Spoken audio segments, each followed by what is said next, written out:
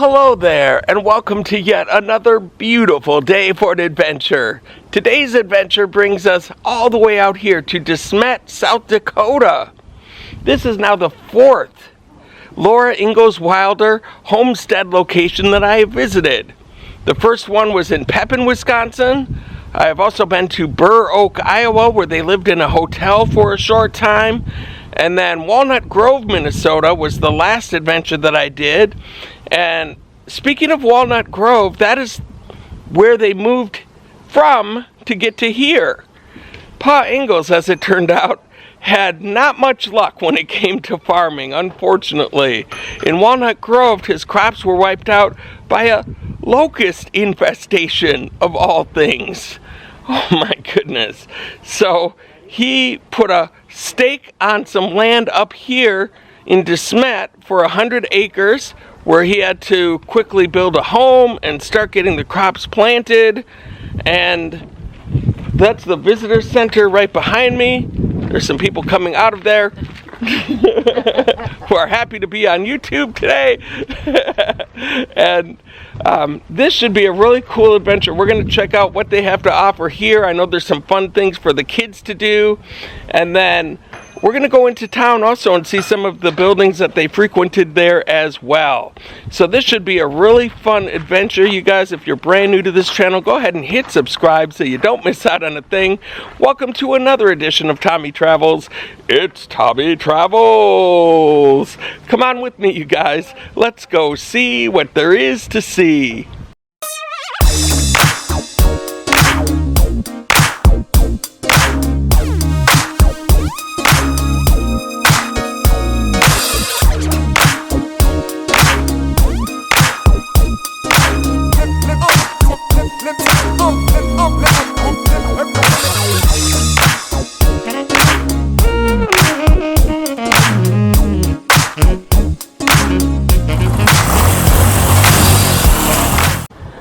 So here's a look at some of the farmland out in the distance. This is the entrance to the visitor center. And they've got a couple of really awesome covered wagons as we go into the door here. Look at those bright yellow wheels. And look at this. This is a luxury model with the leather seats. That is some rich Corinthian leather right there, I think. That's beautiful. So look at this. The first thing we do is sit in a one-room schoolhouse and watch a little movie about what goes on here. That's shown on the covered wagon right here. The movie screen is a covered wagon. Look at that. And yearned to play. Mary, Laura, Carrie, and Grace met him in the fall. They spent their first winter in the surveyor's shanty on the shores of Silver Lake. In February 1880, Pa picked this quarter section of land to be their homestead. Pa thought it was right in every way. It was located near the town site, so the girls could walk to school. It had upland for hay and good farm ground. It was next to the big slough, where Pa could harvest hay in a dry year. Pa met the homestead requirements since he was over 21 years of age, farmed over 10 acres, and built a little shanty that would be their home over the next 5 years. Charles and Caroline made good on their bet with Uncle Sam. In 1886, proof papers were filed and published. For a mere $16 in filing fees, this 160-acre farm became theirs. And so there's where we got our tickets, and this is a look at the visitor center where they have all sorts of different kind of wares. Ingalls Homestead towels, Desmet, South Dakota. Look at this old sewing machine. Wow, a Singer sewing machine. My mom used to have a Singer sewing machine. They've got books, little house paper dolls. Wow, this place is just crawling with cool things. Look at these dolls. Wow. And then if we come in here, they've got pretty much, it looks like, every single Little House on the Prairie book, The Long Winter, By the Shores of Silver Lake, On the Banks of Plum Creek.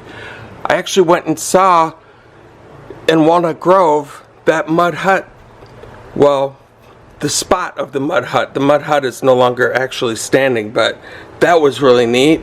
These Happy Golden Years, Pioneer Girl. Wow, if you're a fan of Little House on the Prairie and you'd like one of their books, I'm sure that you can get them online as well, but if you're in the area, holy cow, they've got everyone you could possibly imagine here, including the Little House Christmas Treasury. Oh, look at this. It says, welcome, please sign our guest book. And if there's a guest book, I'll sign it. And these pages were all filled up, so I got to be the first signature on the new page. There's the Tommy Travels official autograph. Looks a little sloppy. I need to work on that. And here's a picture of the Charles Ingalls Wilder family. And it goes, that's Ma, Carrie, Laura, Pa, Grace, and Mary. From left to right. That's the whole gang right there. And from there I found a couple of cool magnets for me and my good buddy Robert. I had a feeling they'd have some. Oh my gosh, look at these two chipmunks over here. They were chasing each other. One went under the building, and now this one over here is going under the building. Little excitement before our tour begins. This is the visitor center. We are headed in this direction towards the homes that they have set up. There's a watchtower there. Look at all that land. And take a look at these covered wagons. They're not just any covered wagons though. These are also campsites.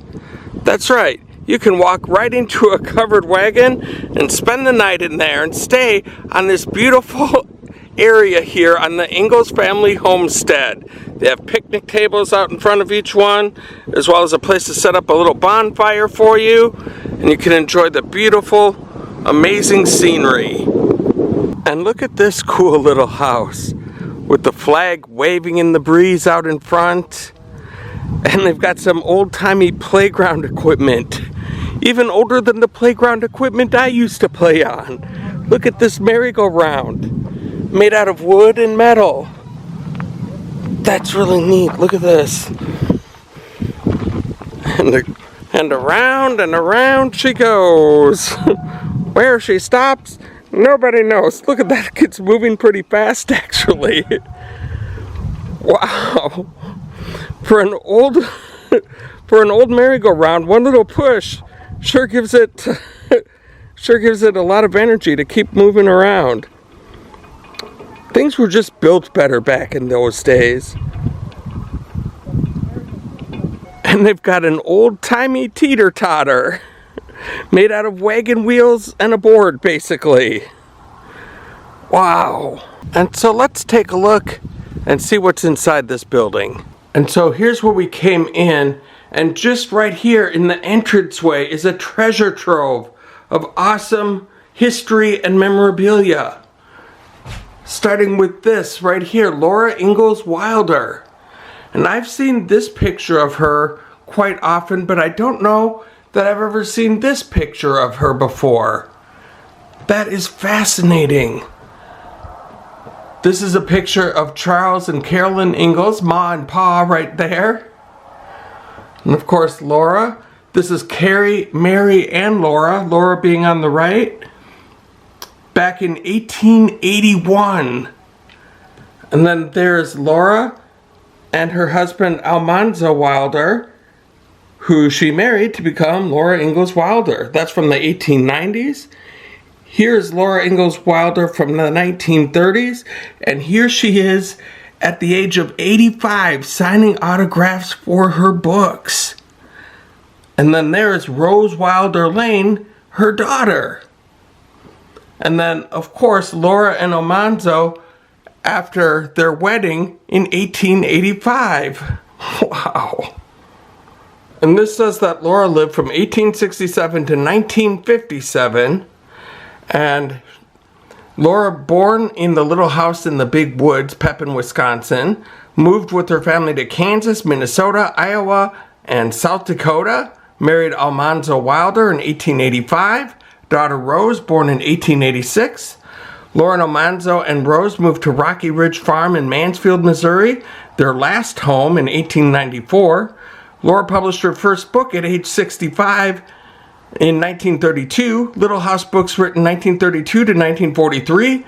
Almanzo Wilder died at age 92 in 1949, and Laura Ingalls Wilder died at age 90 in 1957.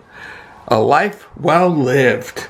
And here's a quote from Pa Ingalls from the book By the Shores of Silver Lake. I'm not going to read the whole thing, but Pa pushed back his plate, drank his tea, wiped his mustache, and said, "It is just right in every way. It lies south of where the lake joins Big Slough, and the slough curves around the west of it. There's a rise in the prairie to the south of the slough that will make a nice place to build." And then in the main room, we are greeted by this amazing covered wagon. And I'm just reading this sign here. I had no idea. In the 1880s, many settlers fashioned their wood farm wagons into covered wagons by outfitting them with protective covers made from heavy cotton duck material.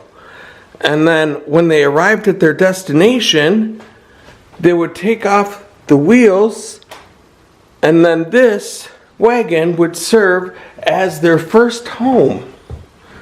And there's a look inside the covered wagon itself. Isn't that cool? And then they have displays set up for each place that they lived, starting with Little House in the Big Woods in Pepin, Wisconsin. There's Pa and who I would assume is Laura right there. All these beautiful quotes, and of course the book. And then here is Independence, Kansas, where Little House on the Prairie was written. Here's a picture of Pa hard at work building his cabin. This is a location that is definitely on my bucket list. Have to get down there. The sign up there, it's kind of poor lighting, but it says, "Welcome to Masters Hotel." This is from Burr Oak, Iowa, where they lived for a short time. If you've never been to Burr Oak, Iowa, and seen this place, it is a fascinating tour as well. And then finally, Desmet, South Dakota, where books like By the Shores of Silver Lake came into play.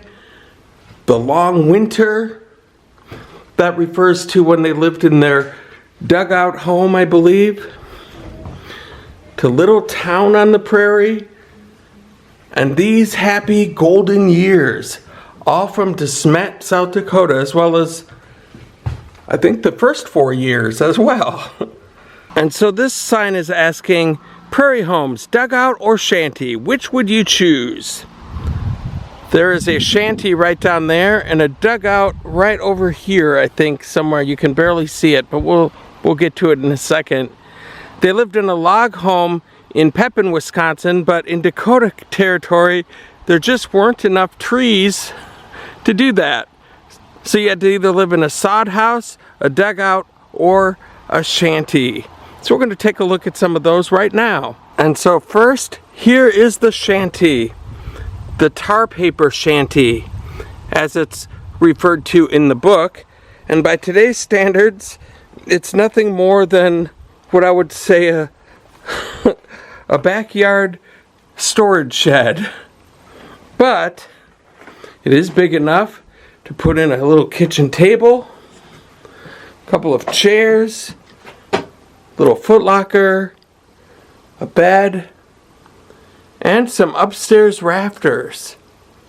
And then, of course, the all-important heating stove for the winter, which was, if you've never been to South Dakota, extremely cold. Here's a closer look at the bed. A couple of blankets and pillows. And this mattress, you can feel, is just homemade and filled with hay and straw.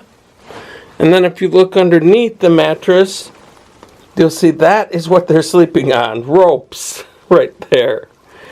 And so after a while, those ropes would get loosened, so you'd have to tighten them up. That's where they got the phrase, sleep tight, don't let the bed bugs bite. Because in all of this hay and straw and things, you might catch a few bugs in there. And as you can see, this lady right here, hard at work in her shanty with the dishes. And you can see it's covered in wallpaper. This is what they used for insulation back in those days. And you can see it right there in the picture as well. And now here is the dugout location. It's got a wood frame, it looks like. But then when you walk in, you can tell that it's built right into the mud. With mud floors, little table. Looks like some kind of a tarp for the ceiling. I think so far I'm preferring the shanty over this, if at all possible. Wow. Look at this. You can see grass growing right out of the walls here.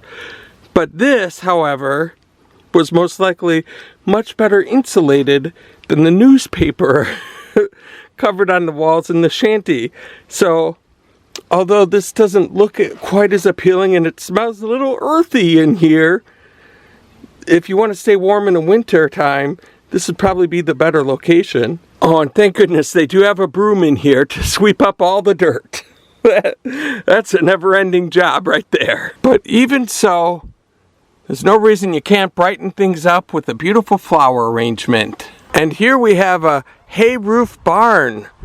This isn't the one built by Pa Ingalls, but it's by the same dimensions that he specified. And the roof is built out of sticks and hay, and it housed their 2 horses. And look at these guys in here that we have. Hello. Nice to meet you guys. Welcome to Tommy Travels. Look at that. I wonder if there are any horses in here to see. Let's see. Anything? Oh, look at that. Hi there, buddy. Oh my goodness. How cute are you? So glad I got a chance to come out here and do this today. You're just relaxing in the hay? Oh, wow. So cute. And here we have what I thought was a fancy tractor for back in the day, but it is not. It's the one implement, as the sign says, that the dealer would not stand behind. It is a manure spreader. Yes, indeed. For good, fertile crops, you need lots of manure, and this helps you spread it. I was going to make a joke about politicians here, but that seemed too obvious. And this sign says, Pa digs a well. The last thing to do is dig a well, said Pa. Next morning, he shouldered his spade and shovel and went whistling towards the slough. Well, Caroline, your well is dug, 6 feet deep and in quicksand. Then he built a cover around it, so Grace can't fall in. That'll be done. That's from By the Shores of Silver Lake. Wonder if this well actually works. There's a bucket at the end of it, so I'm thinking it does. Maybe this is the actual well that he built. All right. So let's take a look here. Here's the handle for the well. We pump it. See if water, oh, you can hear it. Oh, you can see it draining out of here. And then it goes down the slide and into the bucket. That is some work to get it pumped. Now let's see if anything goes into the bucket down there. Oh, you can hear it. And yes, you can see water dripping out and it going into the bucket. That is one cool operation you got going there, Pa. And then here's an example of a very much thriving heirloom garden where vegetables were planted of all kinds, potatoes, and of course flowers. No heirloom garden was complete without flowers. And what is an heirloom garden?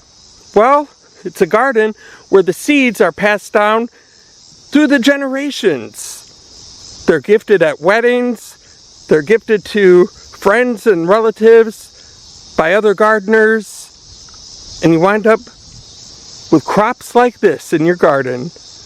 I just think it's a great idea. I'd never heard of an heirloom garden. But it's really neat because That means your kids could be eating vegetables that were from the same plant that their parents and grandparents and even great-grandparents would have dined from. And while the family was living in the shanty, Pa was out building this structure for their actual homestead on the property. You can see some sheets blowing in the wind there to dry. Beautiful flowers out front. And you can see in the back there, those are cottonwood trees that were actually planted by Pa Ingalls when they moved out here and he built the home. So this is the plot where they did actually live. Hi there, what's your name? My name is Margie, and I would like to tell you a little bit about how they built their home. The first year they were here, they built this 140 square feet, 10 by 14, and then the second year they built the second 140 square feet. And Laura tells us in the book about Pa building the wall down the middle so there's a room for Ma and Pa and a room for the girls. Oh, so this is the girls' room in here with the 2 beds? Exactly. And then theirs is in there? Uh-huh. And then that other room, that's an addition as well? This addition was made in 1884 when Mary was coming home from the school for the blind. While she was there, she had learned to play a pump organ. Oh. So Laura was teaching by then. Laura and Pa saved up their money and they bought the pump organ. So then they built this 12 by 16 addition so that they would have room for the organ. Oh, wow. And that's when Ma said, we don't live in a shanty anymore, we have a real house. That's when they completed this part, yes. very good. So, it is a working pump organ if you would like to give it a try. Oh, okay. And a working pedal machine. In the Oh, book, for the sewing. Pa sold a cow to buy the machine for Ma, Oh, really? which was really cool, yeah. And so here we go. We're going to try the pump organ here, where you have to press these down to give it some air.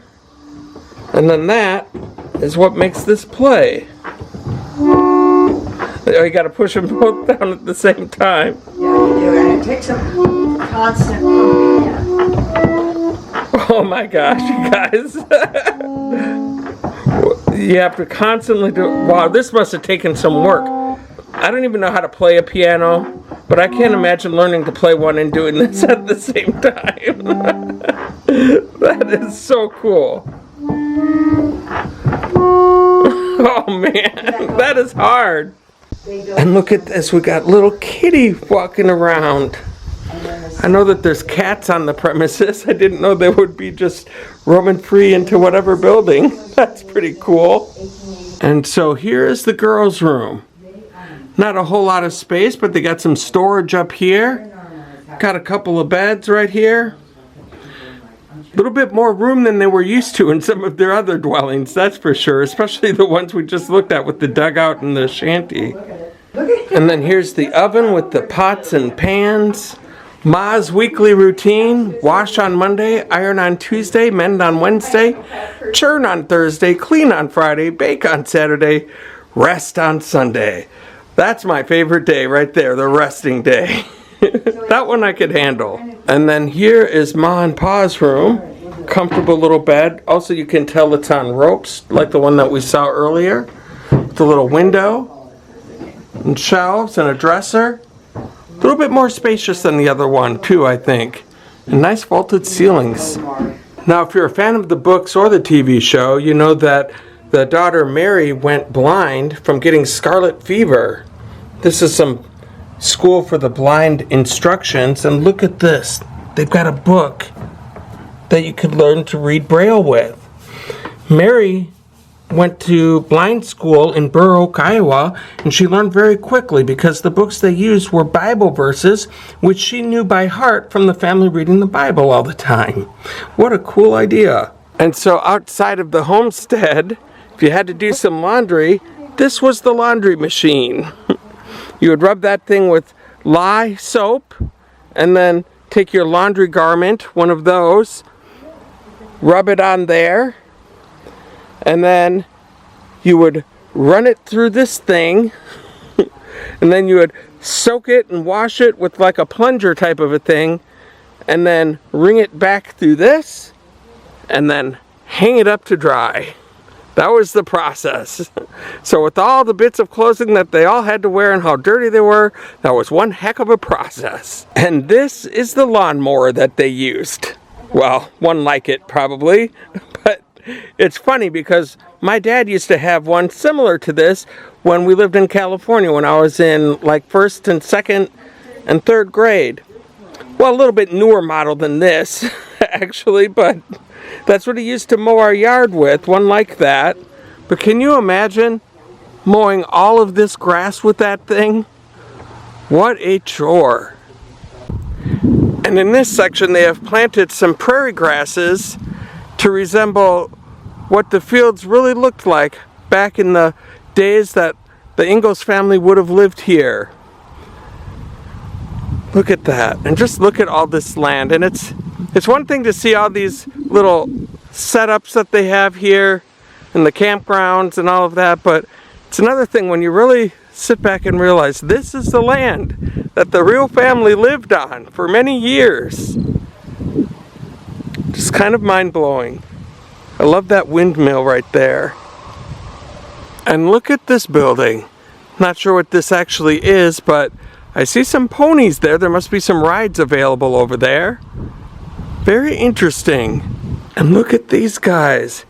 Got a little pony over here, waiting to give a little kid a ride. Oh, hi there. Digging into the ground, and they've got a horse over there. Hi there. Nice to meet you. This looks like it's another little barn with some carriages and some stalls for the horses out here. Wow. What a fantastic day to come out here. And look at this. You can even get a horse-drawn carriage ride out to, I believe, the school. Look at those guys. Hi, guys. Wow, much bigger than the other ones I was just talking to. Wow. And so here we go. We're going to go for a horse-drawn carriage ride. I believe they take us to a schoolhouse down the way a little bit. But it should be a fun little ride on the prairie here. Oh,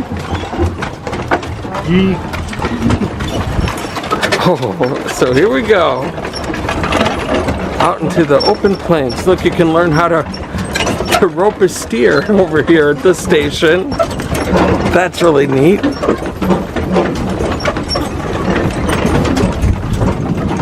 Pretty rare to have one with no kids out here. Anybody's welcome to drive if they like. Usually kids drive? Well, usually. Is it possible to drive and film at the same time? I don't know how talented they are. I don't either. You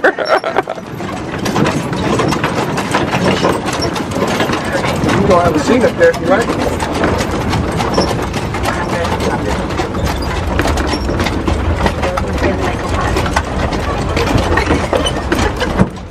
Shower.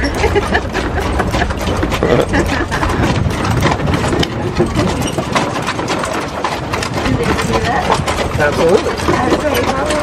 That's part of us.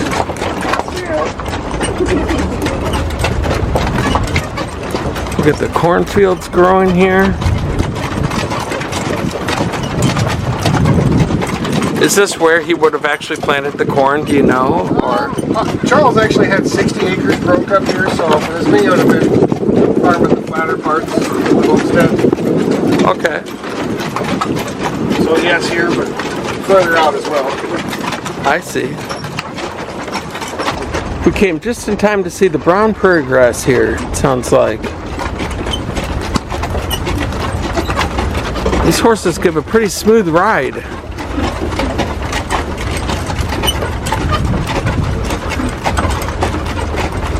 Do they ever do anything around here for like Christmas to show?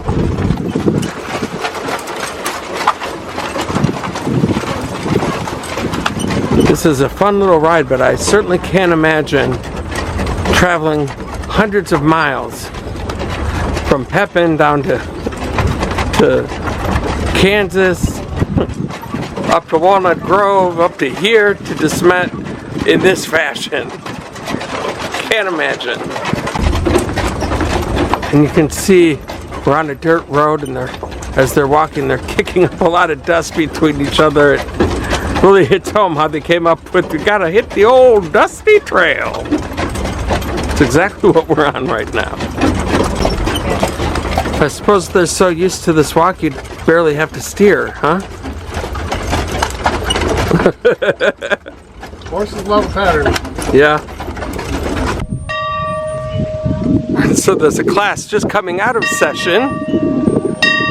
Bell is ringing. I think we're going to get to ring that as we leave as well. And now we're going to go in and take our class and learn about whatever there is to learn in here. So come on in. Cloakroom. And probably a little shelf for the lunches. How are you today? Where are y'all from? Fargo. Okay. You know about the long winter. Oh, and they have an organ over here. We get to sit at a desk here. Pick a desk right here. Sit down towards the back of the class. I'm not an honor student. So yeah, they came on foot or on ponies or whatever their family could afford. They carry their lunches in little pails. This is a little soup bucket from Smet and Soup Company. And inside of the lunch pail, you probably have a slice of bread with whatever they had available that day. Maybe some bacon drippings, perhaps some butter with dry dairy jam, but perhaps the cow's dry. Maybe you had to have a little lard on your sandwich, a little big fat. The kids all like, ooh. And then a sprinkle of sugar with a dash of cinnamon, perhaps, and a nice apple. There might have been a shipment coming into the depot. They heard about that, put it down salad, and then it was pretty well down in the pool area. So an apple slice, you'd never dream of having your own apple, you know. And a couple homemade cookies. So what flavors? I always ask the kids, what would you be making with your mom? And of course, the ones about this tall say chocolate chip cookies. So that sounds really good right now, but let's think of the old-fashioned, like a molasses or a ginger snap or a yes, snickerdoodle. But they come up with pretty good ideas. One of them said thumbprint cookies the other day, a little jam, wild berry jam on the top of that cookie. That sounds good. And you brought what was left at home, maybe a rolled up pancake for breakfast. There you go. Now, Oh, look at that. down, let go. Can you make it there? Yeah. There we go, down. Oh, you can hear it out there. Isn't that neat? Yeah, it's the same bell that's been ringing a lot of years. So How long has it been ringing? 133 years. Oh my gosh. It started ringing on us. Oh, I'm now ringing the bell. It's very quiet in here, but very loud out there. All right. Oh, a beautiful day on the prairie, isn't it? Look at It that sure sky. is. So pretty. Laura talked about that sky. This young lady was a teacher in the 50s here, and this is her 1954 class. Kind of looks like a group of students we just get in here today. Wow. The same desks are all situated up in that front corner there. So. Thank you. And here we go. Back to the farm.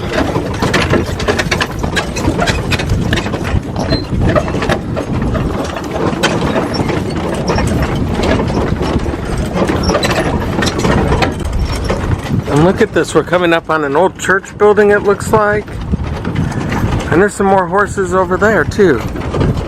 Do those also get used for pulling these? Some of them, that's mostly young ones and good mares. Oh, okay. Stallions. Beautiful church though. Here we are in the entryway. Beautiful organ in the back. And here it is. What a cool looking church. With the pews, an altar up front, and more organs. I love this altar that they have with the railing, the lectern, and even a baptismal right there. That is beautiful. I love the stained glass here. And here are some of the facts that we're looking for. West Bethany Lutheran Church, established 1881. Built 1905. 7 miles north, 2 miles east, 1 mile north of Desmet, South Dakota. First service held November 5th, 1905. Last service held November 16th, 1969. February 2009, moved to northeast corner of Ingalls Homestead. And here's Flint's garage. Looks like it used to be an old gas station. Was that thing moved here then? Yep.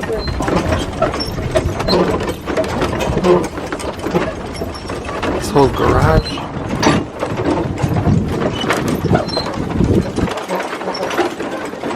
And here we go back into the farm.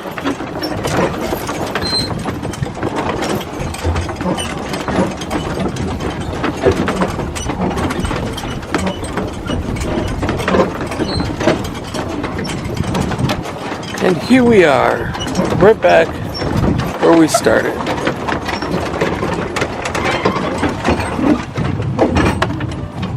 Well, thank you guys for a wonderful ride today. You both are very good at what you do. Nice to meet you both. I wish you much success and joy in life.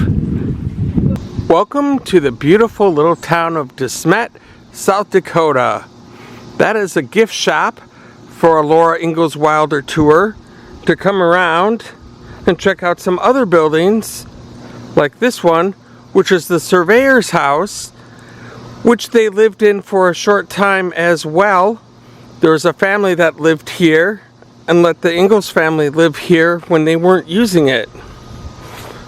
And this is the actual house where they lived. Unfortunately, we got so carried away out at the other location, we ran out of time to catch this while it was open. But woo! This is the surveyor's house, home of the Ingalls family from 1879 to 1880, so only 1 year. Look at that.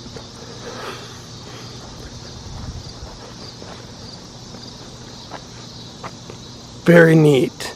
And right next to the house is a replica of the Brewster School. This is where Laura Ingalls Wilder first started teaching. Actually, just Laura Ingalls at that time, because as we learned, you had to be single to be able to teach in those days. And it was just built out of boards like this, but there was no type of insulation or anything like that, so sun rays would shine through, and so would the snow. But she made $20 a month, and so she continued to teach here because she wanted to send her sister Mary through blind school. And that's just what she did. And this is the first school of Desmet. The first public school of Desmet was built in 1880 by the citizens. They not only furnished the materials, but actually did the work. Look at, there's the sign. Beautiful. Desmet's first school, attended by Laura and Carrie Ingalls. And when the school no longer operated, it was purchased by E.F. Barrows for $300. Later sold to L.G. Huntley, who remodeled it into a home in 1885. The school was then a private residence and lived in by several families until behind the wallpaper they found the chalkboard back in 1999. It was purchased by the society and sits here today for all of us to enjoy. And here in front of the school in this beautiful garden is a statue of Laura Ingalls Wilder in her younger years. Look at that. She looks just as happy as can be, kind of like the beginning of Little House on the Prairie, the TV show, where she's running through the prairie. I have to say just one thing. Laura rocks. Look at this beautiful view that we have here, out in the woods and in the prairie out there. You know, I found Laura Ingalls Wilder's birth home kind of on accident, and it's taken me on a series of twists and turns, and it's been a wonderful adventure going to all of these locations. And from the birth home to the final resting place of some of the characters that we've gotten to know over this series. Right here, it's very difficult to read, but it does say right here, Charles Ingalls, has the born and died dates, which are very difficult to read. And then right next to there, Mother Caroline Ingalls, 1839 to 1924. Baby son of A.J. Wilder. Looks like there's a flower pot that people come by and put flowers in if they so desire. Daughter Mary Ingalls, who we have talked about a couple times today. She was the one that Laura Ingalls Wilder worked very hard to put her through the blind school. And then Carolyn Ingalls Swansea, 1870 to 1946. And people are laying some coins as well by these.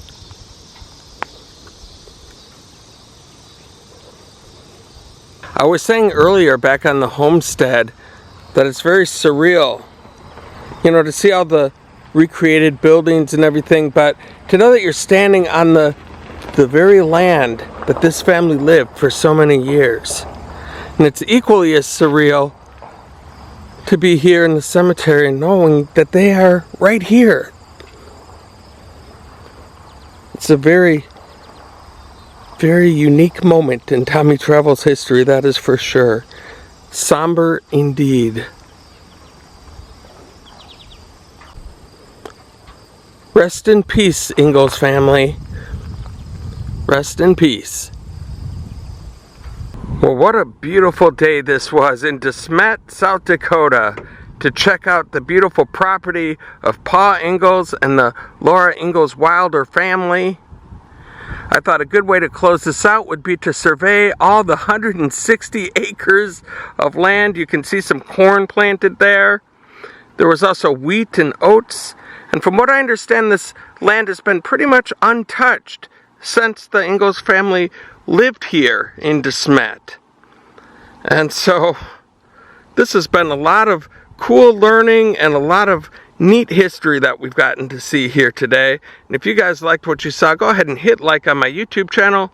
While you're at it, go ahead and hit subscribe and the little bell notification next to it so you can be the first to know when a new adventure comes out.